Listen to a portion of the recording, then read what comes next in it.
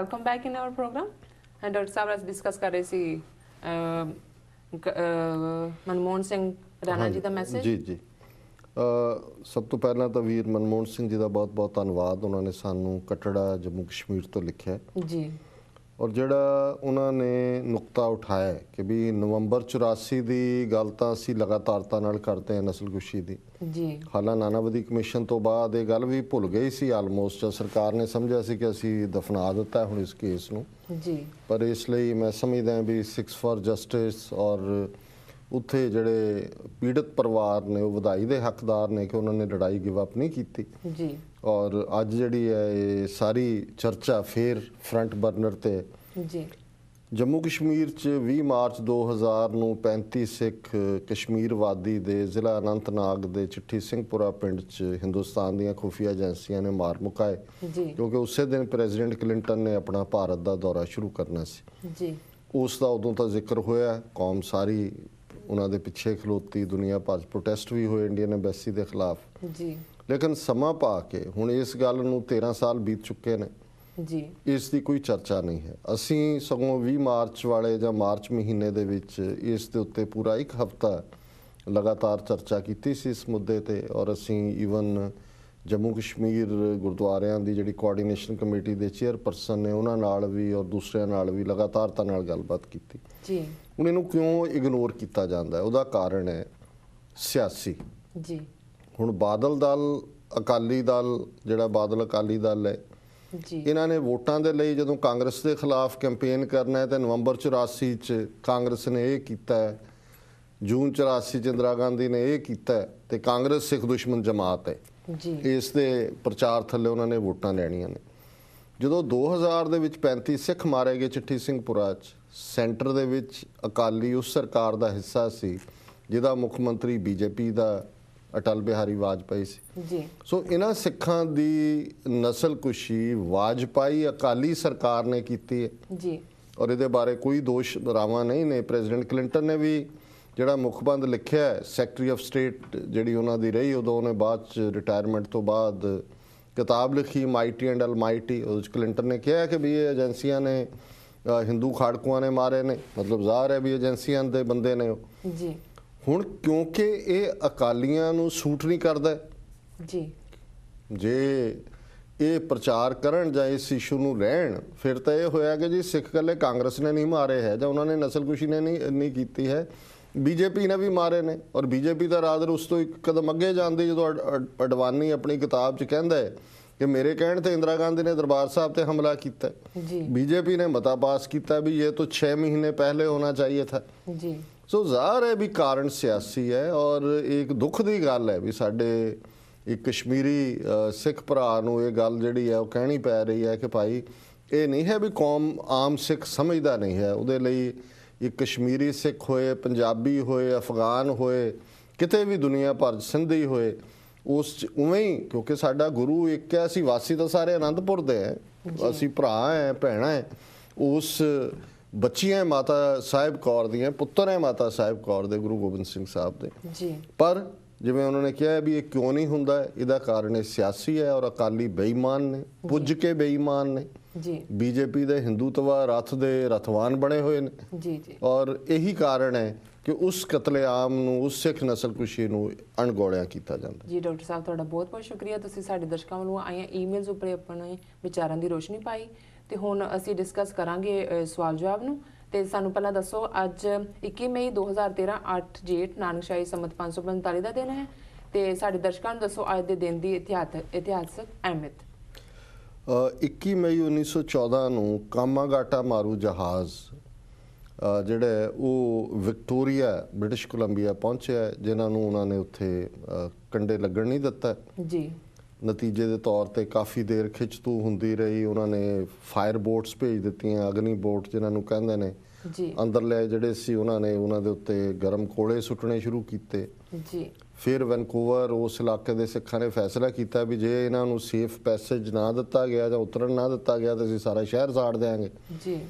फिर एजेंसियां नूं ये पता लगा उन्होंने उन्होंने नाल समझौता करके जो उन्होंने ਲੋੜੀਂਦੀ ਸਮੱਗਰੀ ਚਾਹੀਦੀ ਸੀ ਉਹ ਜਹਾਜ਼ ਵਾਪਸ ਭੇਜ ਦਿੱਤਾ ਜੀ। ਔਰ ਉਹ ਜਹਾਜ਼ ਇਸ ਤਰ੍ਹਾਂ ਆਉਣ ਦਾ ਕਾਰਨ ਇਹ ਸੀ ਕਿ ਕੈਨੇਡਾ ਨੇ ਸਿੱਖਾਂ ਦੀ ਜਾਂ ਪੰਜਾਬ ਚੋਂ ਖਾਸ ਤੌਰ ਤੇ ਔਰ ਦੂਸਰੀਆਂ ਥਾਵਾਂ ਤੋਂ ਵੀ ਇਮੀਗ੍ਰੇਸ਼ਨ ਰੋਕਣ ਦੇ ਲਈ ਕਾਨੂੰਨ ਬਣਾ ਦਿੱਤਾ ਸੀ ਉਹਨਾਂ ਦਿਨਾਂ 'ਚ ਕਿ ਸਿਰਫ ਉਹੀ ਬੰਦਾ ਕੈਨੇਡਾ 'ਚ ਐਂਟਰ ਕਰ ਸਕਦਾ ਹੈ ਜਿਹੜਾ ਸਿੱਧਾ ਜਹਾਜ਼ ਰਾਹੀਂ ਆਉਂਦਾ ਹੈ। ਸੋ ਸਿੱਧਾ ਕਲਕੱਤੇ ਤੋਂ ਜਾਂ ਭਾਰਤ ਦੀ ਕਿਸੇ ਪੋਰਟ ਤੋਂ ਤਾਂ ਚੱਲਦਾ ਨਹੀਂ ਸੀ ਜਹਾਜ਼ ਜੀ, ਔਰ ਨਾ ਹੀ ਕੋਈ ਸਿੱਖਾਂ ਦੇ ਕੋਲ ਓਨਰਸ਼ਿਪ ਸੀ। ਸੋ ਸਰਦਾਰ ਗੁਰਦਿੱਤ ਸਿੰਘ ਜਿਹੜੇ ਕਿ ਸਰਹਾਲੀ ਡਿਸਟ੍ਰਿਕਟ ਅੰਮ੍ਰਿਤਸਰ ਦੇ ਬੜੇ ਅਮੀਰ ਵਪਾਰੀ ਸੀ, ਇੱਧਰ ਮਲੇਸ਼ੀਆ ਜਾਂ ਸਿੰਗਾਪੁਰ ਇਸ ਇਲਾਕੇ 'ਚ ਉਹ ਵੱਡਾ ਵਪਾਰ ਕਰਦੇ ਸੀ, ਉਹਨਾਂ ਨੇ ਇੱਕ ਤਰਕੀਬ ਸੋਚੀ ਕਿ ਵੀ ਇੱਕ ਉਹਨਾਂ ਨੇ ਜਾਪਾਨੀ ਕੰਪਨੀ, ਕਿਉਂਕਿ ਕਾਮਾਗਾਟਾ ਮਾਰੂ ਇਹ ਜਾਪਾਨੀ ਜ਼ਬਾਨ ਦਾ ਸ਼ਬਦ ਹੈ, ਉਹਨਾਂ ਨੇ ਇੱਕ ਜਹਾਜ਼ ਕਿਰਾਏ ਤੇ ਲਿਆ, ਉਹਦਾ ਨਾਂ ਉਹਨਾਂ ਨੇ ਉਹਨੂੰ ਰੀਨੇਮ ਕੀਤਾ ਗੁਰੂ ਨਾਨਕ ਜਹਾਜ਼ ਕਰਕੇ, ਤੇ ਉਹ ਜਹਾਜ਼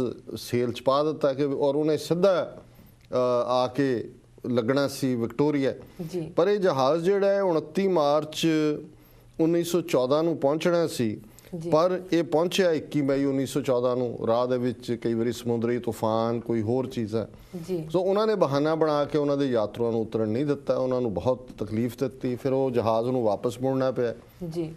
ਜਦੋਂ ਜਹਾਜ਼ ਵਾਪਸ ਕਲਕੱਤਾ ਪਹੁੰਚਿਆ, ਬਜ ਘਾਟ ਹੈ ਜਿੱਥੇ ਉਹਨੇ ਉਹ ਲੱਗਾ ਕਿਨਾਰੇ, ਤਾਂ ਉਹਨੇ ਯਾਤਰੂਆਂ ਨੂੰ ਉਤਾਰ ਲਿਆ। ਅੰਗਰੇਜ਼ਾਂ ਨੂੰ ਤੱਕ ਇਨਫੋਰਮੇਸ਼ਨ ਮਿਲ ਚੁੱਕੀ ਸੀ, ਉਹੀ ਪੀਰੀਅਡ ਹੈ ਕਿ ਗਦਰ ਪਾਰਟੀ ਔਰ ਆਜ਼ਾਦੀ ਦੀ ਗੱਲ ਉਹਨਾਂ ਸਿੱਖਾਂ ਦੇ ਵਿੱਚ, ਉਹਨਾਂ 'ਚ ਬਹੁਤੇ ਸਿੱਖ ਸਨ, ਕਾਮਾਗਾਟਾ ਮਾਰੂ ਥੋੜ੍ਹੇ ਜਿਹੇ ਹਿੰਦੂ ਸਨ, ਕੁਝ ਮੁਸਲਮਾਨ ਵੀ ਸਨ। ਸੋ ਉਹਨਾਂ ਨੇ ਉਹਨਾਂ ਨੂੰ ਗੱਡੀਆਂ ਦੇ ਵਿੱਚ ਬਿਠਾਉਣਾ ਚਾਹਿਆ ਕਿ ਜੀ ਉਹ ਫਲਾਣੀ ਥਾਂ ਤੇ ਗੱਡੀਆਂ ਸਿੱਧੀਆਂ ਜਾਣਗੀਆਂ। ਉਹਨਾਂ ਨੇ ਕਿਹਾ ਵੀ ਸਾਡੇ ਕੋਲ ਗੁਰੂ ਗ੍ਰੰਥ ਸਾਹਿਬ ਦਾ ਸਰੂਪ ਹੈ ਜਹਾਜ਼ ਦੇ ਵਿੱਚ, ਅਸੀਂ ਇਹਨੂੰ ਸਤਿਕਾਰ ਨਾਲ ਗੁਰਦੁਆਰਾ ਸਾਹਿਬ ਲਿਜਾਣਾ ਚਾਹੁੰਦੇ ਹਾਂ।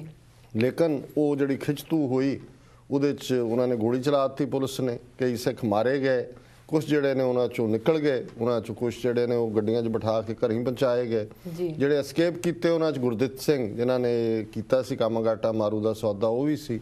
ਉਹ ਸ਼ਾਇਦ ਮੁੜ ਕੇ ਪਤਾ ਨਹੀਂ ਕਿੰਨੇ ਸਾਲ ਬਾਅਦ, 14 ਜਾਂ 15 ਸਾਲ ਬਾਅਦ ਨਨਕਾਣਾ ਸਾਹਿਬ ਉਹਨਾਂ ਨੇ ਆ ਕੇ ਆਪਣੀ ਗ੍ਰਿਫਤਾਰੀ ਵੀ ਦਿੱਤੀ। ਸੋ ਇਹ ਵਾਕਿਆ 21 ਮਈ 1914 ਨੂੰ ਹੋਇਆ। 1920 ਦੇ ਵਿੱਚ ਪੰਜਾਬ ਦੇ ਵਿੱਚ ਪਹਿਲਾ ਪੰਜਾਬੀ ਦਾ ਜਿਹੜਾ ਰੋਜ਼ਾਨਾ ਅਖਬਾਰ ਹੈ ਅਕਾਲੀ ਅਖਬਾਰ, ਇਹ ਸ਼ੁਰੂ ਹੋਇਆ। ਬੇਸ਼ੱਕ ਭਾਈ ਸਾਹਿਬ ਭਾਈ ਵੀਰ ਸਿੰਘ ਹੋਰਾਂ ਨੇ 19ਵੀਂ ਸਦੀ ਦੇ ਅਖੀਰ 'ਚ ਵਜ਼ੀਰ ਹਿੰਦ ਪ੍ਰੈਸ ਅੰਮ੍ਰਿਤਸਰ ਚਲਾਈ, ਖਾਲਸਾ ਸਮਾਚਾਰ, ਖਾਲਸਾ ਐਡਵੋਕੇਟ ਜਾਂ ਹੋਰ ਵੀ ਵੀਕਲੀ ਜਾਂ ਹੋਰ ਲਿਟਰੇਚਰ ਛਪਦਾ ਰਿਹਾ, ਪਰ ਇਹ ਜਿਹੜਾ ਰੋਜ਼ਾਨਾ ਪੰਜਾਬੀ ਅਖਬਾਰ ਹੈ 1920 21 ਮਈ ਨੂੰ ਸ਼ੁਰੂ ਹੋਇਆ, ਜਿਹਦੇ ਵਿੱਚ ਮਾਸਟਰ ਸੁੰਦਰ ਸਿੰਘ, ਸਰਦਾਰ ਹਰਚੰਦ ਸਿੰਘ ਲਾਇਲਪੁਰੀ, ਗਿਆਨੀ ਹੀਰਾ ਸਿੰਘ ਦਰਦ, ਉਸ ਵੇਲੇ ਦੀਆਂ ਜਿਹੜੀਆਂ ਬੜੀਆਂ ਪੰਥ ਨੂੰ ਪਿਆਰ ਕਰਨ ਵਾਲੀਆਂ ਔਰ ਬੜੀਆਂ ਲਿਟਰੇਰੀ ਸਾਹਿਤਕ ਸ਼ਖਸੀਅਤਾਂ ਸਨ, ਉਹਨਾਂ ਨੇ ਇਸ ਦੀ ਸ਼ੁਰੂਆਤ ਕੀਤੀ ਔਰ ਇਹ ਬੜਾ ਪਪੂਲਰ ਵੀ ਹੋਇਆ। ਵਰਲਡ ਹਿਸਟਰੀ 'ਚ 427 ਦੇ ਵਿੱਚ ਮਹਾਨ ਯੂਨਾਨੀ ਫਿਲਾਸਫਰ ਪਲੇਟੋ ਦਾ ਜਨਮ ਹੋਇਆ।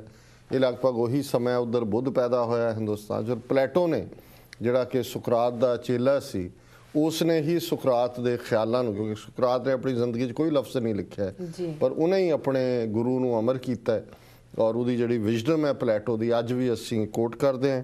1881 ਦੇ ਵਿੱਚ ਅਮਰੀਕਾ ਦੇ ਵਿੱਚ ਰੈੱਡ ਕਰਾਸ ਦਾ ਜਨਮ ਹੋਇਆ ਔਰ ਕਲੈਰਾ ਬਾਰਟਨ, ਜਿਹਦੇ ਨਾਂ ਤੇ ਅਮਰੀਕਾ 'ਚ ਅਜੇ ਵੀ ਕਈ ਥਾਵਾਂ ਨੇ, ਉਸ ਨੇ ਇਹਦੀ ਸ਼ੁਰੂਆਤ ਕੀਤੀ। 1918 'ਚ ਅਮਰੀਕਾ ਦੇ ਹਾਊਸ ਆਫ ਰਿਪਰੈਜ਼ੈਂਟੇਟਿਵਜ਼ ਨੇ ਇਹ ਪਾਸ ਕੀਤਾ ਕਿ ਔਰਤਾਂ ਨੂੰ ਵੋਟਾਂ ਦਾ ਹੱਕ ਮਿਲਣਾ ਚਾਹੀਦਾ, ਭਾਵੇਂ ਸੈਨੇਟ ਨੇ ਬਾਅਦ 'ਚ ਕੀਤਾ, ਫਿਰ ਪ੍ਰੈਜ਼ੀਡੈਂਟ ਨੇ ਕੀਤਾ। 1920 'ਚ ਜਾ ਕੇ ਉਹ ਹੱਕ ਮਿਲਿਆ। 1943 'ਚ ਜਰਮਨ ਵਾਰ ਕ੍ਰਿਮੀਨਲ ਜਿਹਨੇ ਬਹੁਤ ਸਾਰੇ ਯਹੂਦੀਆਂ ਨੂੰ ਮਾਰਿਆ ਸੀ, ਮਿਸਟਰ ਹਾਈਨਰਿਕ ਹਿਮਲਰ, ਉਹਨੂੰ ਇਜ਼ਰਾਈਲ ਦੀ ਖੁਫੀਆ ਏਜੰਸੀ ਮੋਸਾਦ ਨੇ ਫੜ ਕੇ ਬੋਰੀ 'ਚ ਪਾ ਕੇ ਜਿਹੜਾ ਉਹ ਪਹੁੰਚਾਇਆ ਵਾਪਸ ਇਜ਼ਰਾਈਲ ਔਰ ਟ੍ਰਾਇਲ ਚਲਾ ਕੇ ਉਹਨੂੰ ਫਾਹੇ ਲਾਇਆ ਗਿਆ।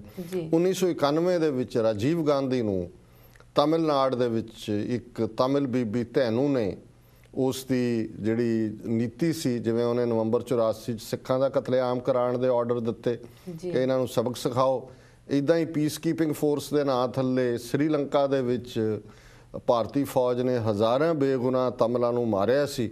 ਸੋ ਉਸ ਧੈਨੂ ਨੇ ਉਹਦਾ ਬਦਲਾ ਲਿਆ ਔਰ 21 ਮਈ 1991 ਨੂੰ ਰਾਜੀਵ ਗਾਂਧੀ ਨੂੰ ਉਹਨੇ ਹਿਊਮਨ ਬੰਬ ਬਣ ਕੇ ਫੁੱਲਾਂ ਦੇ ਗੁਲਦਸਤੇ ਫੜਾਉਣ ਦੇ ਬਹਾਨੇ ਉਸ ਨੇ ਟ੍ਰਿਗਰ ਕਰਕੇ ਆਪਣੇ ਆਪ ਨੂੰ ਵੀ ਉਡਾ ਲਿਆ ਔਰ ਨਾਲ ਹੀ ਉਸ ਦੇ ਵੀ ਜਿਹੜੇ ਨੇ ਸਰੀਰ ਦੇ ਤੁੰਬੇ ਉਡਾਏ ਔਰ ਬਹੁਤ ਬਾਅਦ 'ਚ ਉਹਨਾਂ ਨੇ ਬਹੁਤ ਝਾੜੂ ਦੇ ਨਾਲ ਹੀ ਇਕੱਠਾ ਕਰਕੇ ਅੰਦਾਜ਼ਾ ਜਿਹਾ ਲਾਇਆ ਵੀ ਇਹ ਰਾਜੀਵ ਗਾਂਧੀ ਸੀ, ਉਹਦੀਆਂ ਜੁੱਤੀਆਂ ਜਾਤੀਆਂ ਤੋਂ ਕੋਈ ਅੰਦਾਜ਼ਾ ਲਾਇਆ।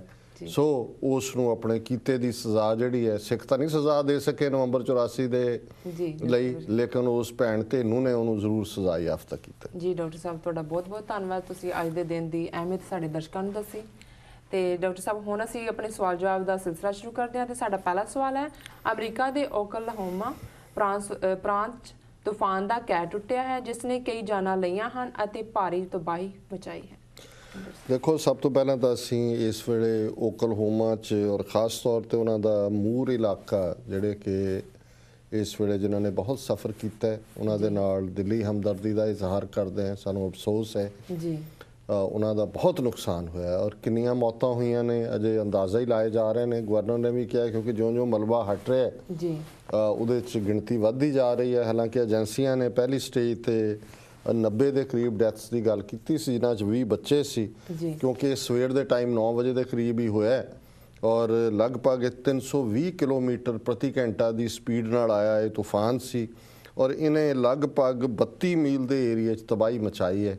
ਔਰ ਕੁਝ ਸਕੂਲਾਂ ਦੇ ਵਿੱਚ, ਕਿਉਂਕਿ ਬੱਚੇ ਸਵੇਰ ਦਾ ਟਾਈਮ ਸੀ ਆਏ ਸੀ, ਉਹਨਾਂ ਦੀਆਂ ਇਮਾਰਤਾਂ ਡਿੱਗ ਪਈਆਂ ਔਰ ਪਹਿਲੀ ਰਿਪੋਰਟ ਮੁਤਾਬਕ 2 ਸਕੂਲ ਜਿਹੜੇ ਨੇ ਉਹਨਾਂ ਦੀਆਂ ਇਮਾਰਤਾਂ ਬਿਲਕੁਲ ਤਬਾਹ ਹੋਈਆਂ। ਉਹਨਾਂ 'ਚ ਬਹੁਤ ਸਾਰੇ ਬੱਚੇ ਮਾਰੇ ਗਏ, ਕਈ ਅਜੇ ਮਲਬੇ 'ਚੋਂ ਕੱਢੇ ਜਾ ਰਹੇ ਨੇ।